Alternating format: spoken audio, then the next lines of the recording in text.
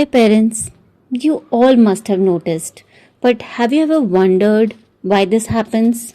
We have all seen our kids solve the math, but getting stuck the moment it becomes a word problem. So, what actually changes?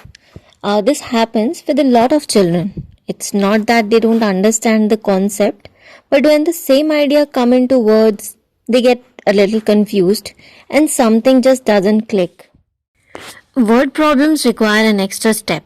Children have to translate the situation and then convert it into maths. Now, this is the step most children are never really taught. Why do they struggle? And what do they do instead? They start looking for patterns or guessing the operations based on some questions they've already seen earlier. Let's take an example. If a question says Ria has 5 apples, she gets 3 more apples and gave it to her friend. Now, some children will just read this first part and immediately think, okay, I need to add. Now, without really understanding what is happening, the question is wrong. Let's talk about how can we help.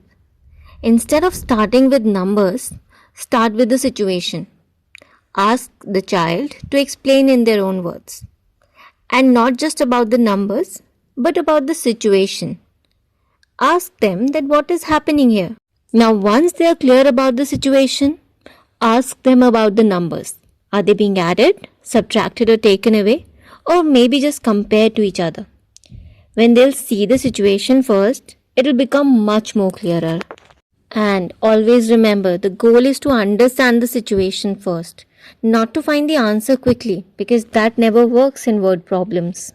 One more very small detail. So if there is still doubt, the best way to apply the situation on the people around them. Play characters and then think through it. So if you see your child struggling again with word problems, it doesn't mean they're weak in math. They just need the right direction and we can totally help them. Once the step is clear, applying concept become much easier, which we'll look at next.